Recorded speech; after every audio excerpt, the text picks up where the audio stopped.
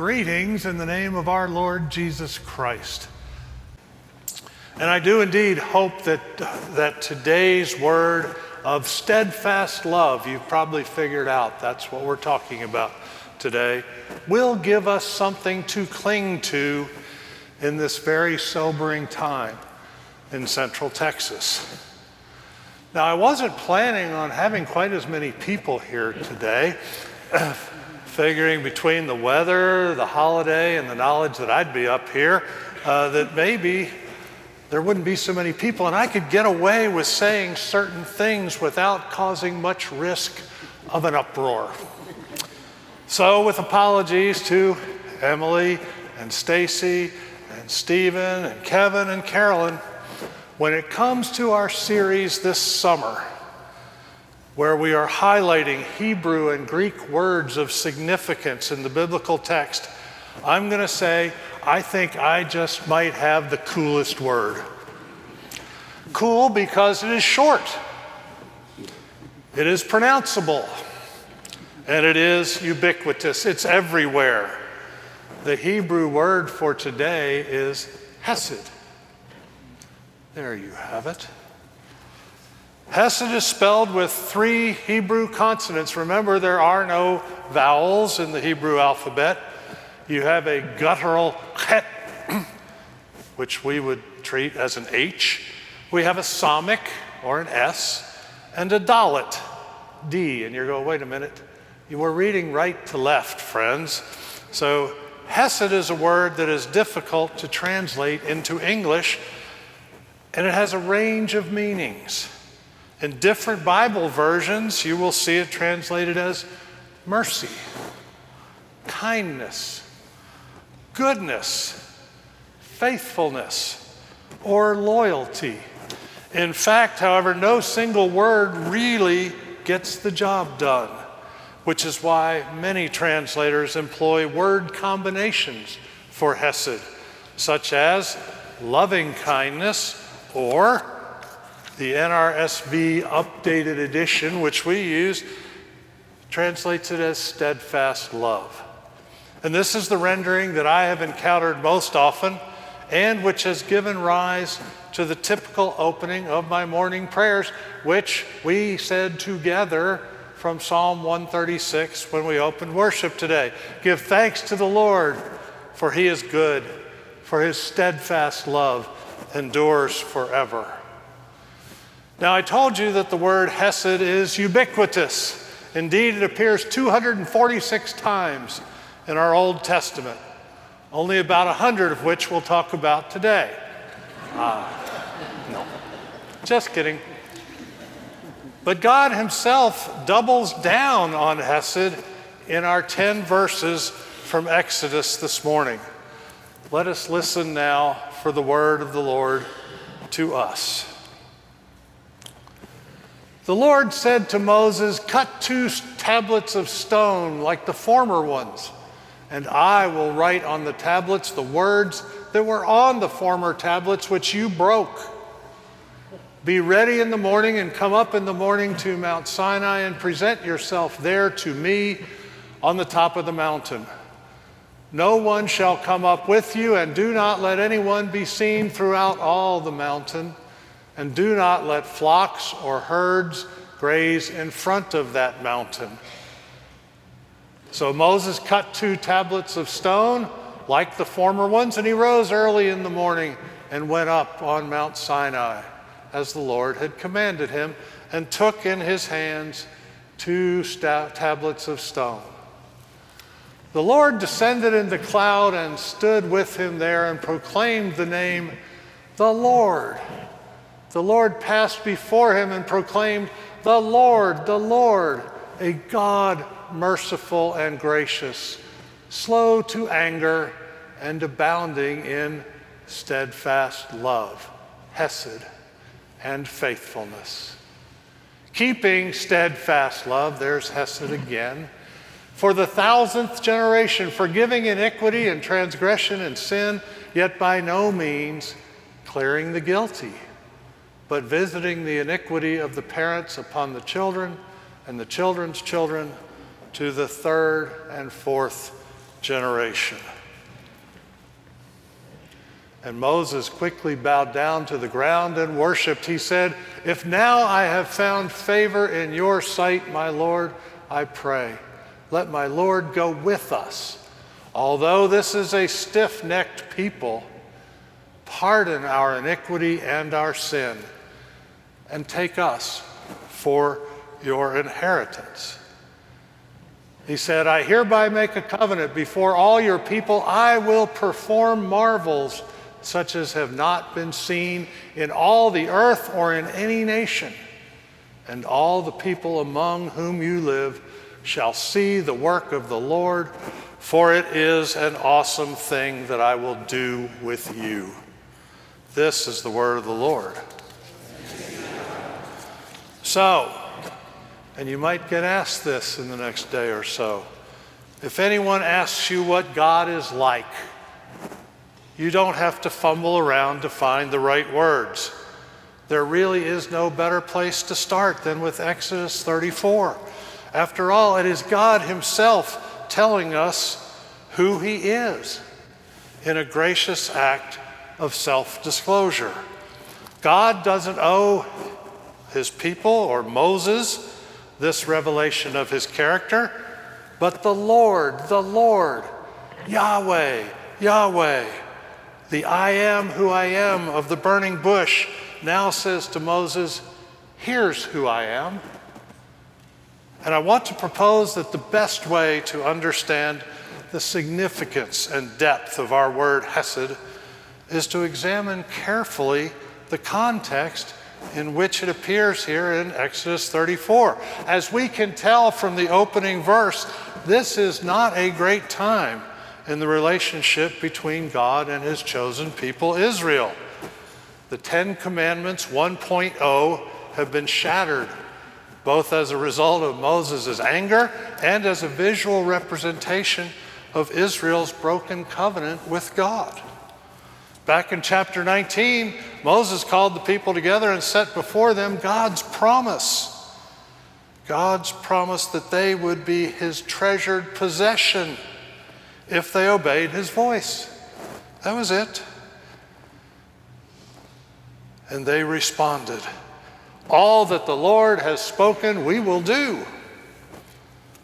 Later, after God had spoken the commandments to Moses to share with the people, they confirmed their covenant, their solemn agreement with God, again crying with one voice, "All the words that the Lord has spoken, we will do," and adding, "and we will be obedient."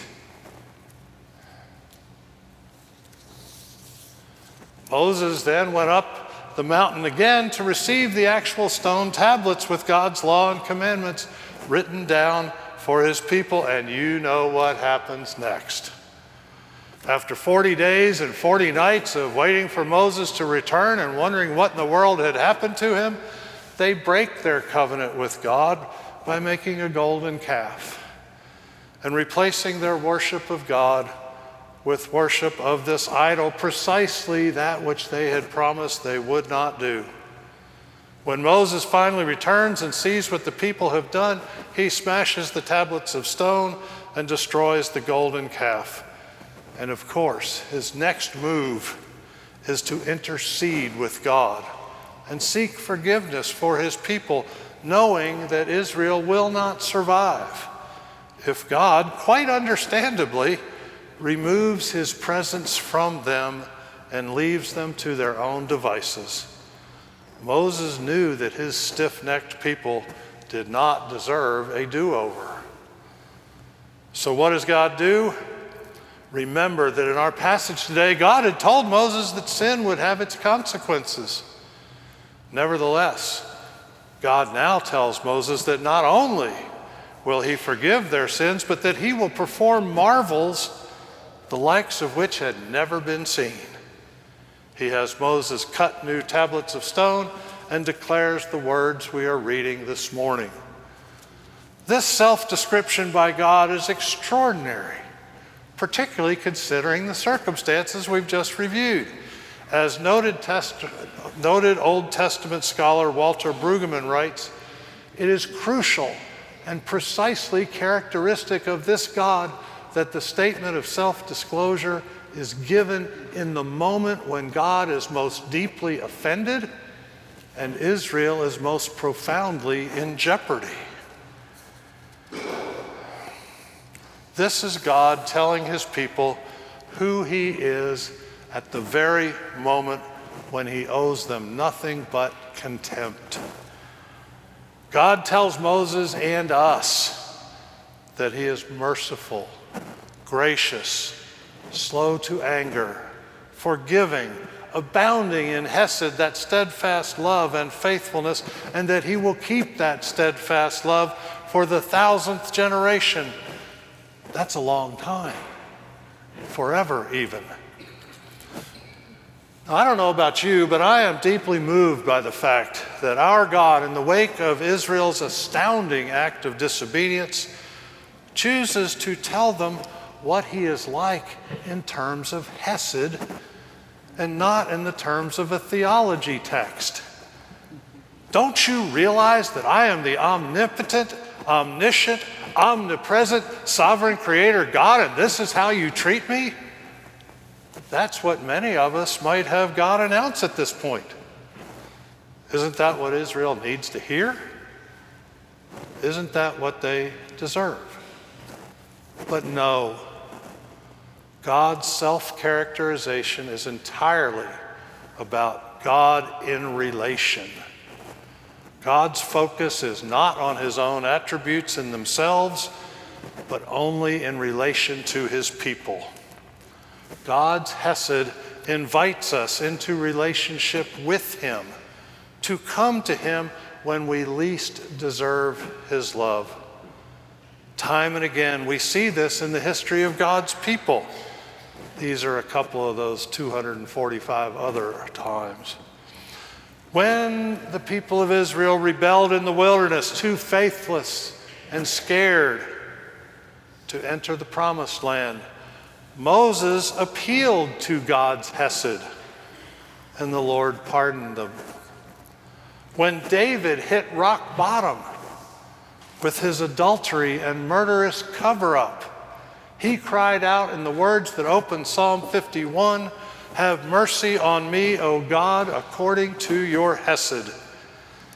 David needed hesed most when he deserved it least, and he got it. Friends, does this give you hope? Does this give all of us hope in whatever circumstance we face? Talk about instilling hope even after Judah had ignored God's prophets. Remember, the prophets are being sent as an act of God's hesed. I'm going to warn you. I could have you destroyed, but I'm going to warn you. But they don't listen, and Jerusalem was subsequently destroyed by the Babylonians. But still, the author of Lamentations had the hope and confidence to write, "The hesed of the Lord never ceases. His mercies never come to an end. They are new every morning. Great is your faithfulness."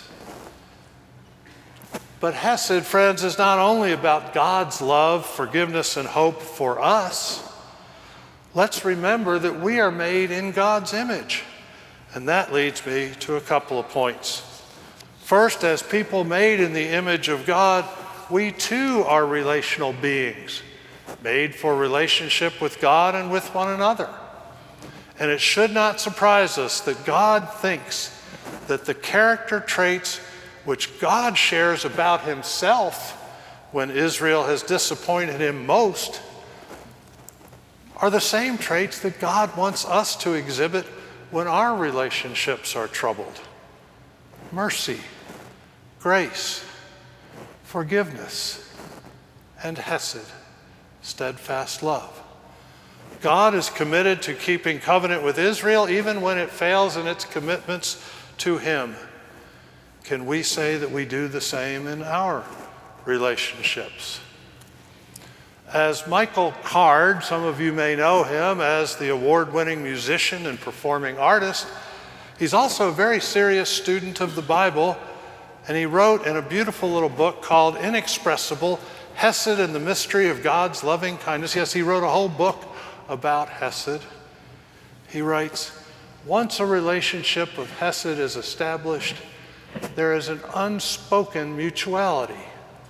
The one who was initially shown hesed naturally demonstrates hesed in return.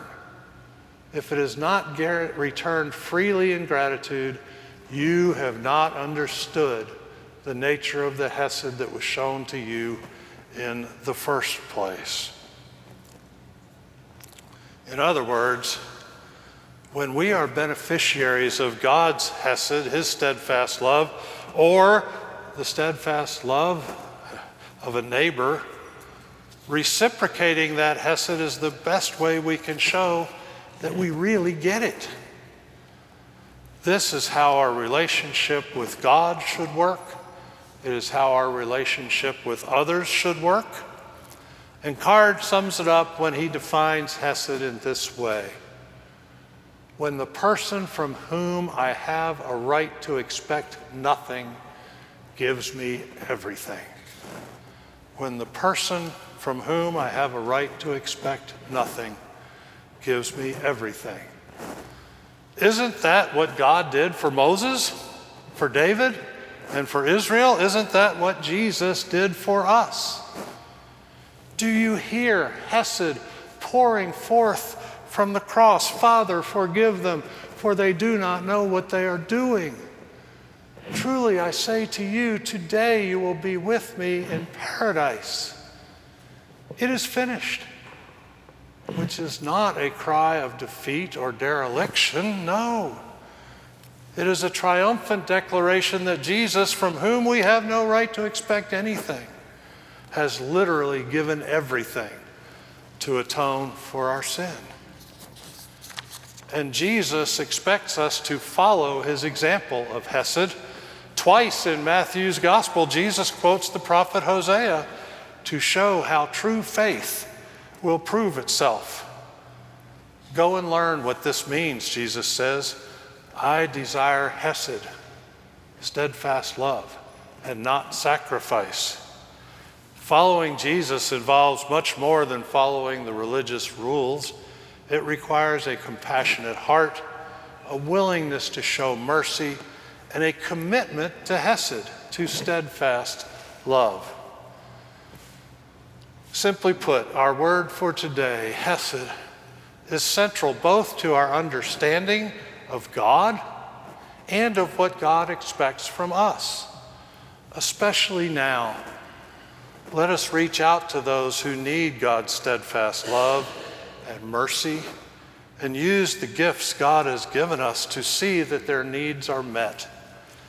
Some folks reach out to prisoners, others to refugees, yet others to those without food, clothing, or shelter. And we know that others will reach out to those who have been devastated by these floods. My question today, though, is where will hesed take you?